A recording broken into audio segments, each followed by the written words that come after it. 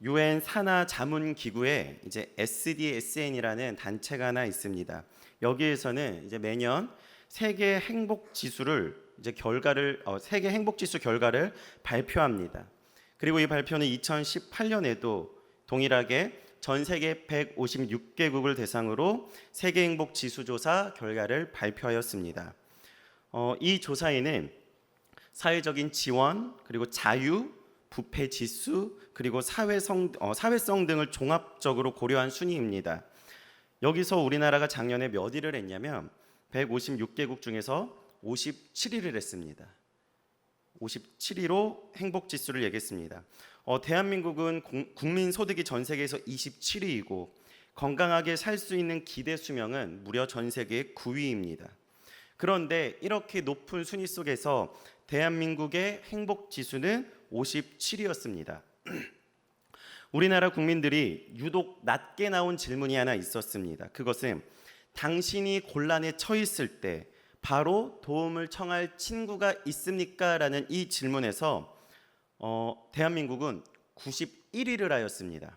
그리고 또 살아가면서 스스로 뭐를 해야 할지 결정할 자유가 있느냐 없느냐 이 질문에서는 대한민국이 몇 위를 했냐면 최하위를 기록했는데요. 144위를 기록했습니다. 이 질문 같은 경우는 자유를 통한 행복의 척도를 질문하는 것인데 여기서 대한민국은 144위를 했습니다. 그러니까 세계적 기준으로 비추어 보면 한국인들은 건강하게 오래 살면서 돈도 꽤 있지만 이 사람들은 평생 주변 사람들을 의식하고 체면을 생각해서 남이 규정해 주는 대로의 삶을 산다는 것입니다. 그럼에도 불구하고 자신에게 어떤 어려운 일이 생겼을 때, 어떠한 공경에 처했을 때 우리가 도움을 구할 친구들조차 많이 없다는 것을 말해주고 있습니다. 그리고 그것이 자연스럽게 행복한 삶으로 연결되고 있지 않다는 것을 우리에게 보여줍니다. 즉 인생의 즐거움이 없다는 것이죠. 그러다 보니까 이 한국 사람들이 인생의 즐거움을 찾기가 어렵다 보니까 무엇을 찾느냐? 바로 술을 찾게 됩니다. 2016년 국제 와인 전시회 비네스포라는 단체에서 세계에서 증류주를 어느 나라가 제일 많이 소비하느냐 이렇게 발표했는데 이때 한국이 이 보드카의 나라 러시아를 제치고 무려 1위를 하였습니다. 그만큼 한국이 증류주, 이제 흔히 저희 어른들은 소주라고 표현하시죠. 이 소주를 전 세계에서 가장 많이 소비하고 있다는 것이었습니다. 이런 것들만 봐도 한국 사람들은 개인의 삶에서 행복을 누리지 못하고 그 공허함을 어디서 찾느냐? 음주, 가무 이러한 곳에서 찾는 것을 우리는 볼 수 있습니다. 그런데 오늘 본문에서 바울은 우리에게 이렇게 말을 하고 있습니다. 우리 4절 말씀, 본문 4절 말씀 같이 읽도록 하겠습니다. 읽겠습니다. 시작. 항상 기뻐하라. 내가 다시 말하노니 기뻐하라. 아멘. 바울은 오늘 본문에서 우리에게 뭐라고 말하고 있습니까? 주 안에서 항상 기뻐하라. 내가 다시 말하노니 기뻐하라 라고 말해주고 있습니다. 지금 우리나라 사람들은 기뻐할 수 없는 삶을 살아가고 있는데 기쁨의 삶이 아니라 하루하루를 버티고 견디며 살아가는 그러한 삶을 살고 있는데 바울은 2000년이 지난 지금 우리에게 하고 있는 말이 무엇입니까? 주 안에서 항상 기뻐하라라고 말해주고 있습니다. 이 빌립보서의 주제 중에 가장 큰 주제가 하나가 뭐냐면 바로 이 기쁨이라는 것입니다. 그래서 흔히 우리는 이 빌립보서를 이야기할 때 기쁨의 서신이라고 말합니다. 그 이유는 이 빌립보서에서 기쁨이라는 말이 굉장히 많이 나오기 때문입니다. 바울은 빌립보 교인들에게 쓴 이 편지에서 기쁨이라는 말을 많이 사용하는데 그리고 오늘 본문에서도 바울은 어떻게 기뻐하라고 말하고 있죠? 항상 기뻐하라고 말해주고 있습니다. 그런데 재미있는 것은 바울은 우리에게 기뻐하라고 말해주고 있지만 현재 이 빌립보서를 기록하고 있는 현재 바울의 모습을 보면 그 상황을 보면 사실 기뻐할 수 있는 상황만은 아니라는 것입니다. 우리는 흔히 옥중서신이라고 불리는 책들에 대해서 압니다. 이 옥중서신에는 4가지 책이 있는데요. 에베소서, 골로새서, 빌레몬서 그리고 오늘 우리가 보고 있는 이 빌립보서, 이렇게 네 개의 책을 옥중서신이라고 말합니다. 바울이 옥중에서 썼다, 감옥 가운데서 이 책을 썼다라고 말하는데, 사실 이 옥중서신을 쓴 것에 대해서 학자들마다 주장하는 바가 조금씩 다릅니다. 어떤 사람은 바울이 로마의 감옥에서 썼다고 말하고요.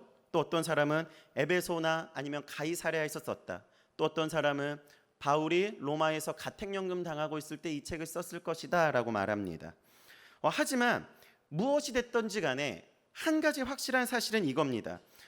우리의 눈으로 보기에 바울은 이 편지를 쓰는 지금 이 현재는 결코 기뻐할 수 없는 상황이라는 것이죠. 어디가 됐든지 간에 지금 바울은 잡혀있는 상태입니다. 그래서 바울은 지금 결코 기뻐할 수 있는 상황이 아니었습니다.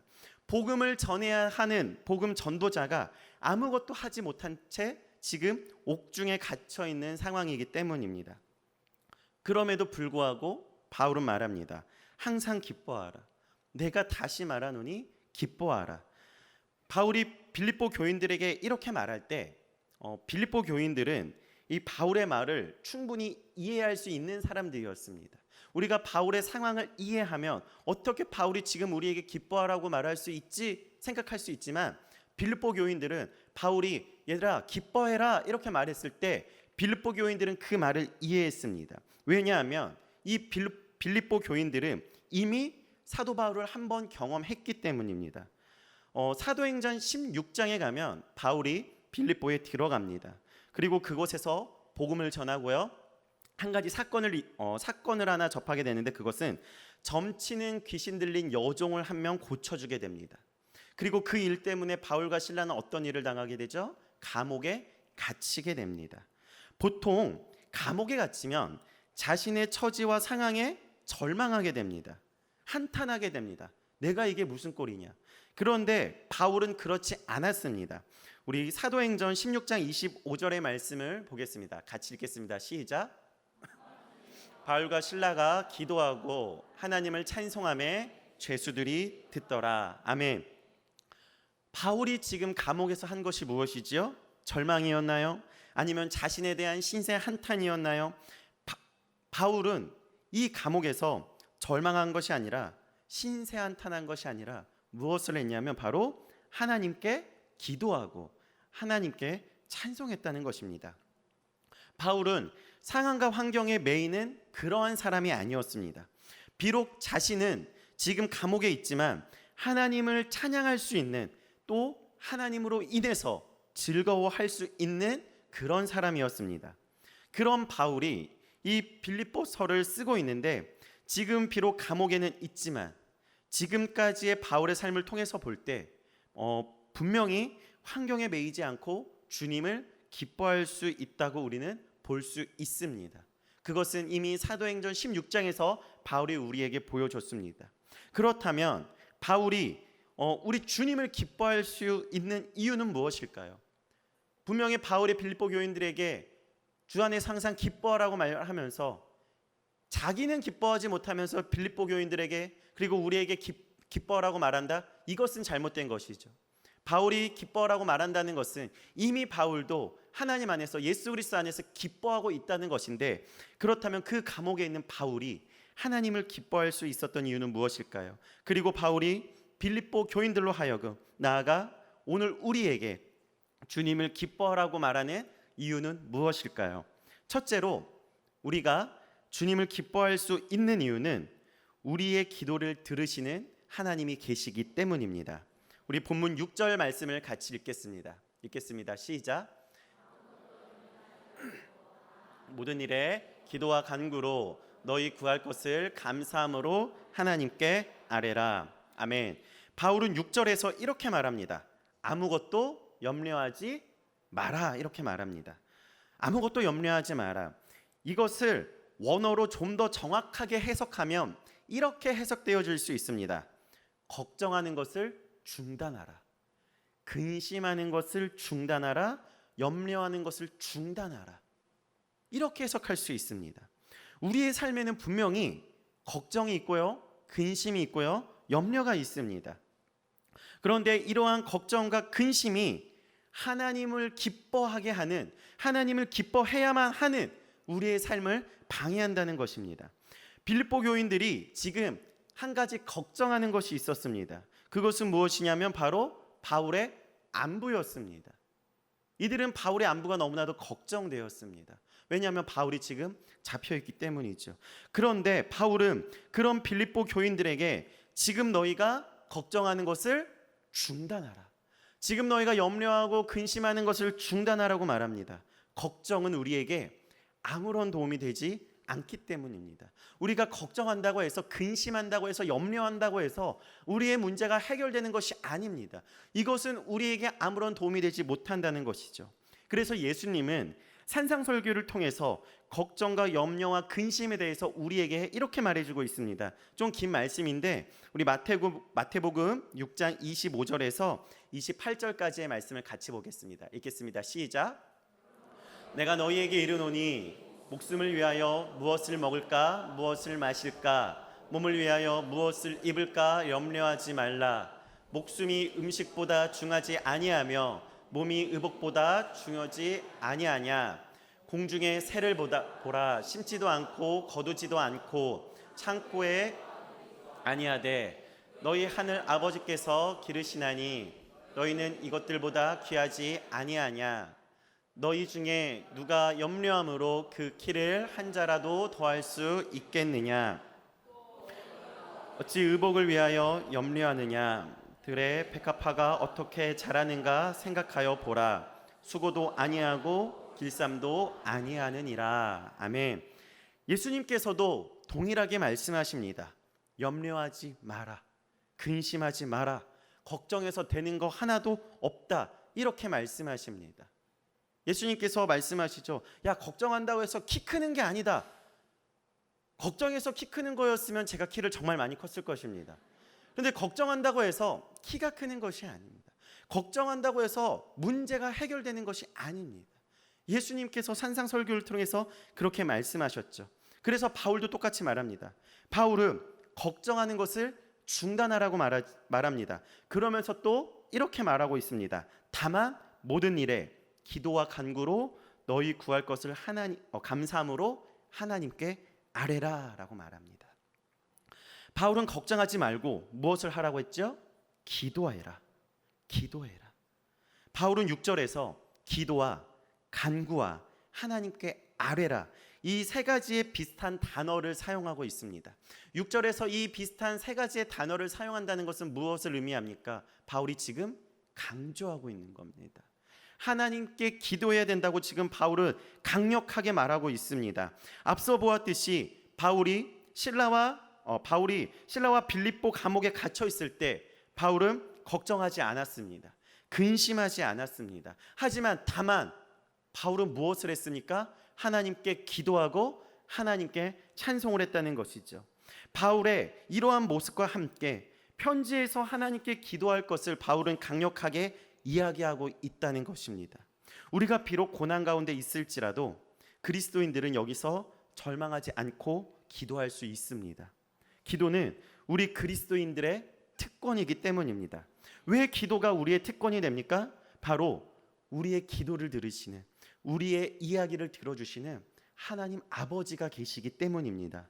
만약에 하나님 아버지가 계시지 않는다면 우리가 기도할 필요도 없습니다. 우리가 하나님께 나아가 이야기를 할 필요도 없습니다. 아무도 듣지 않는데 우리가 왜 기도합니까? 우리가 하나님께 기도할 수 있다는 것은 우리 하나님께서 계시다는 것입니다. 하나님 아버지께 우리가 하나님께 이야기하는 것, 구하는 것, 아뢰는 것, 우리 주님은 그 모든 것들을 다 들어주십니다.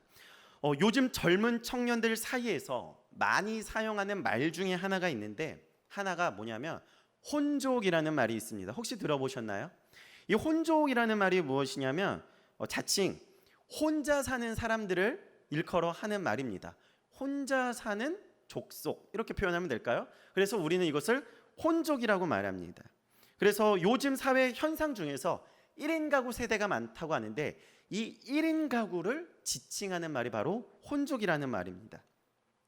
그래서 이 신조어 중에 혼자가 들어가는 말들이 굉장히 많습니다. 혼자 사는 사람들을 혼족이라고 그러죠. 혼자 밥 먹는 것을 혼밥한다고 그럽니다. 그리고 혼자 술 먹는 것을 혼술한다고 그럽니다. 예전에는 저희가 혼자서 노래방 가는 거 상상도 못했죠. 근데 요즘은 혼자서 노래방 갑니다. 이것을 혼자 코인 노래방 간다고 해서 혼코노라고 말합니다. 이렇게 이 혼자가 들어가는 말이 많으면서 사람들은 1인 가구 세대를 살아갑니다. 그런데 이 혼자 사는 사람들이 싫어하는 것 중에 뭐 여러 가지 싫어하는 것들이 있겠지만 싫어하는 것 중에 하나가 무엇이냐면 집에 가면 외롭다는 것입니다. 왜 외롭습니까? 이야기할 상대가 없으니까 외로운 것이죠. 뭐 하루 이틀은 혼자 있으면 즐겁죠. 저도 하루 이틀은 아내가 어디 가면 굉장히 좋습니다. 그런데 이게 3일이 되고 4일이 되고 제가 최근에 출산을 하지 않았습니까? 아내가 친정에 가 있는데 재미가 없더라고요. 어느 순간 굉장히 지루해지더라고요. 외롭더라고요. 하루 이틀은 괜찮지만 이것이 지속되면 사람들은 외로워합니다. 그래서 어떤 사람들은 집에 가면 혼자 TV를 틀어놓고요. 어떤 사람들은 집에 가면 음악을 틀어놓습니다. 외로우니까요. 어떤 사람들은 혼잣말을 합니다. 오늘은 뭘 먹어볼까? 이러면서 혼잣말을 합니다. 저도 이 이야기할 상대가 없으면 굉장히 힘든 사람 중에 한 명입니다. 제가 가끔씩 이 지방에 사역하러 갈 때가 가끔 있습니다. 그러면 보통 이제 밤에 이동을 하는데 혼자서 차를 타고 밤에 이동하다 보면 굉장히 외롭습니다.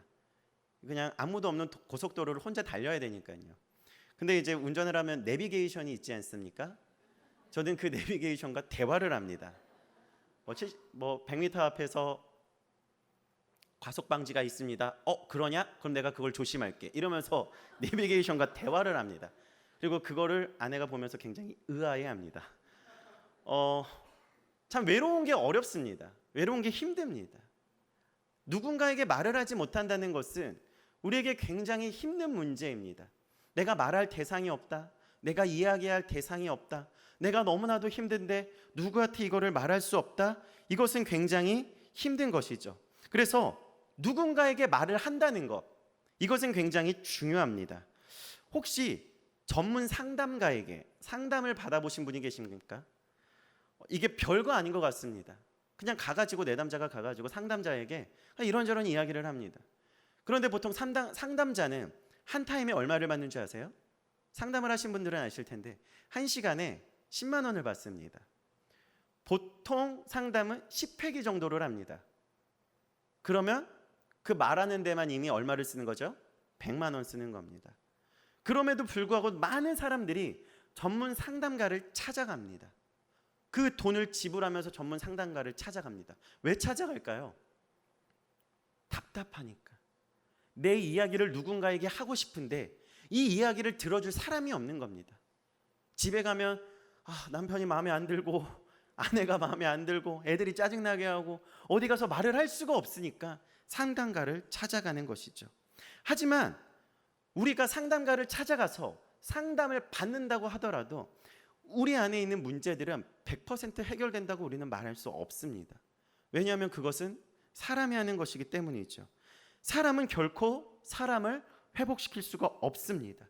그래서 우리가 때로는 고민이 있을 때 옆에 있는 집사님을 찾아가거나 권사님을 찾아가서 이런저런 이야기를 합니다. 마음에 있는 거 다 쏟아내면서 막 이야기합니다. 그거 이야기한다고 해서 우리의 마음이 회복될까요? 그러지 않는다는 거예요. 우리의 마음이 일시적으로는 시원할 수 있지만 우리의 마음의 근본적인 문제들은 해결되지 않는다는 것입니다. 하지만 예수를 믿는 저희는 다르다는 것이죠. 우리에게 문제가 있더라도 우리는 이 문제를 해결해 주실 분에게 이거를 가지고 갈 수가 있습니다. 우리를 해결해 주시는 그분께 이 문제를 가지고 하나님 내가 지금 이러합니다. 하나님 내가 지금 이러한 문제 가운데 있습니다라고 말할 수 있고 무엇보다 하나님께서 우리의 그 기도와 우리의 이야기를 들어준다는 사실입니다. 바로 하나님이 예수님이 우리의 이야기를 들어주시는 분이시라는 거죠. 이것이 우리가 하나님께 기도하고 간구하고 아뢰는 이유입니다. 그리고 우리가 하나님께 기도하고 간구하고 감사함으로 하나님께 아뢰 때 하나님께서 우리에게 진정한 기쁨을 주신다는 것입니다. 우리가 옆에 있는 사람들에게 아무리 우리의 것을 이야기한다 할지라도 그 사람들은 우리를 기쁘게 할 수 없습니다. 누가 우리를 기쁘게 해주십니까? 우리의 이야기를 들으시는 하나님께서 우리를 기쁘게 해줄 줄로 믿습니다. 둘째로, 우리가 기뻐할 수 있는 이유는 하나님이 우리의 마음과 생각을 지키시기 때문입니다. 바울은 하나님의 평강이 무엇을 지킨다고 말하죠? 마음과 생각을 지킨다고 말합니다. 이 마음과 생각이라는 것은 사실 서로 연결되어 있는 것입니다. 마음은 하나의 원천입니다. 그리고 그곳에서 나오는 것이 생각입니다. 좀 더 쉽게 설명하면 이런 것이죠. 마음은 이제 기름이 모여 있는 유전과도 같은 것입니다. 그리고 그 유전에서 기름이 나오듯이 우리의 마음에서 생각이 나온다는 것입니다. 그래서 마음으로부터 생각이 나옵니다. 그리고 마음으로부터 나오는 이 생각을 통해서 무엇이 되느냐? 우리의 행동으로 이어진다는 것입니다. 그런데 우리의 행동이 죄를 짓게 된다면 그것은 어디서 나오는 것이죠? 바로 우리의 마음에서 나온다는 것입니다. 즉 죄의 문제에서 가장 중요한 것은 무엇이냐? 바로 우리의 마음입니다. 그래서 우리의 삶에서 죄의 문제를 다스리기 위해서 우리가 제일 먼저 해야 되는 것은 무엇입니까? 바로 우리의 마음을 다스려야 된다는 것입니다. 하지만 우리 성도님들이 아마 저보다 더 잘 아실 겁니다. 우리의 마음을 다스린다는 것이 쉽지 않습니다. 신앙의 연차가 쌓여간다 할지라도 우리의 인생의 연륜 속에서 마음을 다스린다는 것은 결코 쉬운 문제가 아닙니다. 때로는 우리가 마음으로 죄를 지을 때 우리가 생각지도 못하게 죄를 지을 때가 있습니다. 분명히 우리가 죄를 지었는데 제가 생각지도 못한 순간에 나오는 거예요. 어떤 순간이 있을까요? 저는 운전할 때가 있습니다.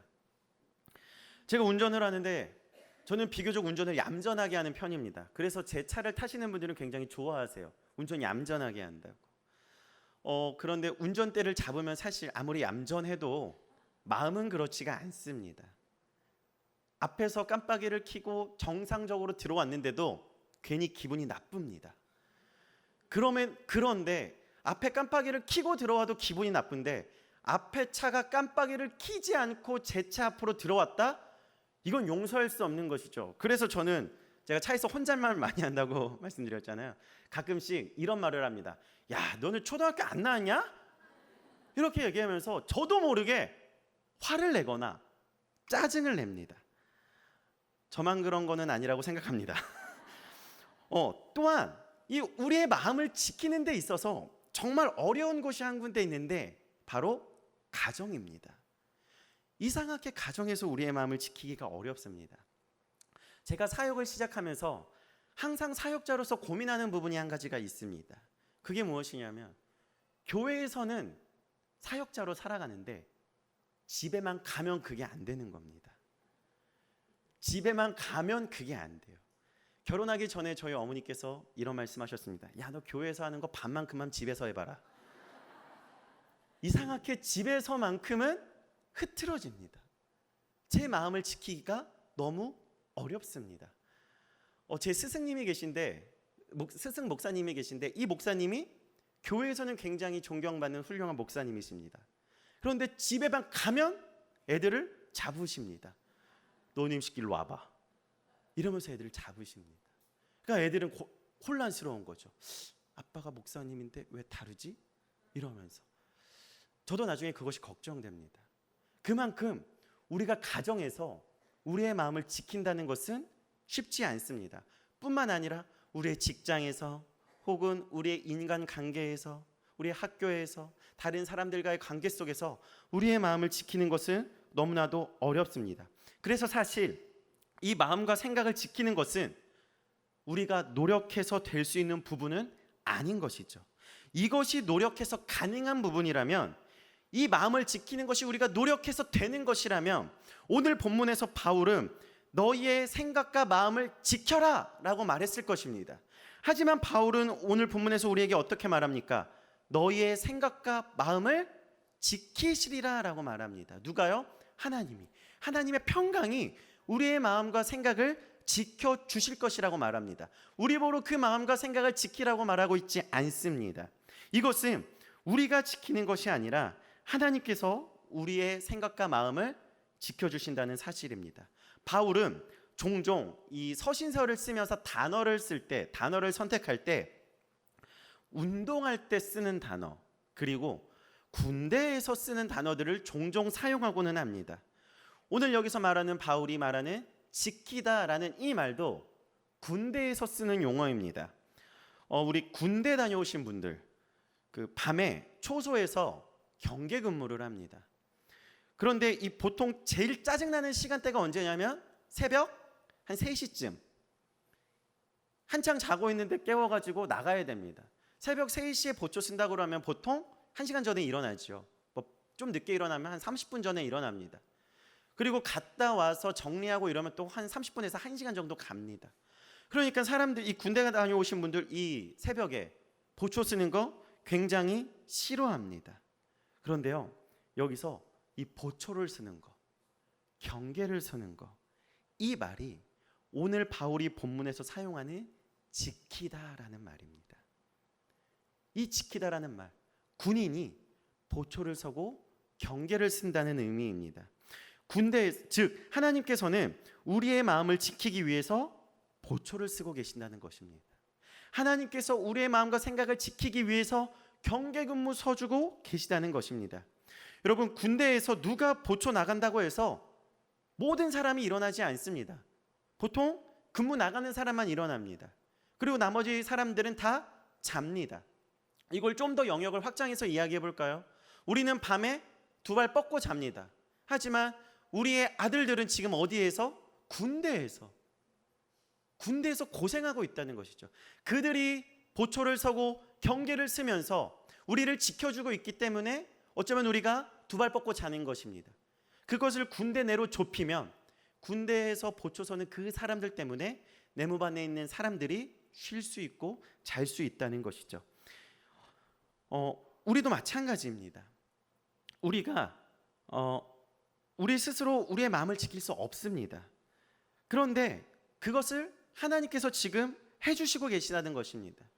그리고 그것이 우리가 깨어있을 때뿐만 아니라 우리가 깨어있지 않을 때에도, 우리가 어느 순간 놓치고 있을 때에도, 우리가 순간을 놓치고 있지만 하나님께서는 그 순간마저 놓치지 않으시고 우리의 마음과 생각을 지켜주고 계시다는 것입니다. 그렇기 때문에 우리 안에 염려와 근심이 있을지라도 우리가 주님을 기뻐할 수 있는 것은 무엇입니까? 우리가 기도하고 간구하고 아뢰일 수 있는 그 분이 계시다는 것과 또한 그 분이 우리의 마음과 생각을 지켜주신다는 것입니다. 제가 이번 주에 화요일 날 이제 교회에서 일을 다 마치고 퇴근을 하면서 이제 지하철을 타고 집에 가고 있었습니다. 오늘의 이 설교를 준비해야 되기 때문에 계속해서 이 말씀을 가지고 좀 묵상하고 있었습니다. 근데 그날 제가 지하철에서 굉장히 흐뭇한 장면을 한 장면 보았습니다. 아버지와 아빠와 딸이 지하철에 탔습니다. 제 옆자리가 비어 있었는데 이 아빠가 딸을 제 옆자리에 앉혔습니다. 그리고 아빠는 그 딸 아이의 우산과 가방을 이렇게 짊어졌습니다. 저는 보통 출퇴근을 지하철로 하기 때문에 지하철을 한 1시간 반 정도 탑니다. 그래서 참 많은 사람을 보는데요.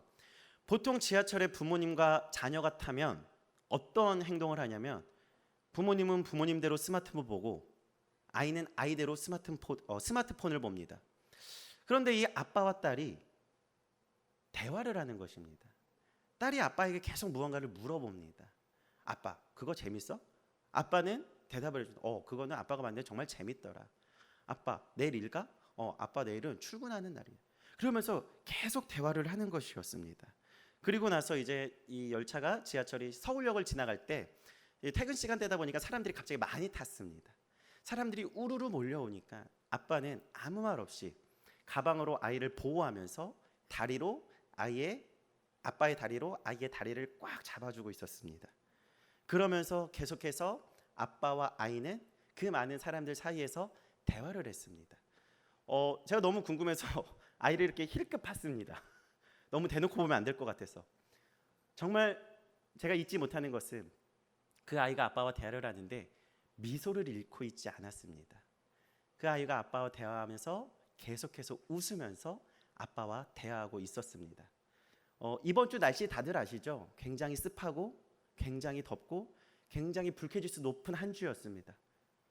아빠는 그런 상황 속에서도 그 아이의 질문에 계속해서 대답을 해주고 있었습니다. 그러면서 저는 그 장면을 보면서 이 말씀을 묵상하는데 마치 하나님께서 이 장면을 나에게 보여주시는 것이 아닐까라는 생각을 했습니다. 왜냐하면 제가 묵상하고 있었던 오늘 본문의 하나님이 바로 그런 아빠와 같은 분이기 때문이었습니다. 하나님 이러한 분이시죠. 우리와 대화하기를 원하시고 또 우리를 지켜주시고 세상이 너무나도 각박합니다. 세상이 너무나도 악합니다. 이 죄악된 세상 속에서 사람들은 기쁨을 찾기 위해서 노력하지만 그 기쁨을 찾지 못하니까 술을 찾고 또는 다른 쾌락의 요소들을 찾아갑니다. 그런데 예수 그리스도의 자녀된 우리가 주님을 기뻐할 수 있는 이유는 이러한 세상의 기준과는 가치와는 전혀 다른 성경의 기준을 두고 그 안에서 하나님이 우리에게 말씀하시는 것이 있기 때문에 우리는 하나님을 기뻐할 수 있는 것입니다.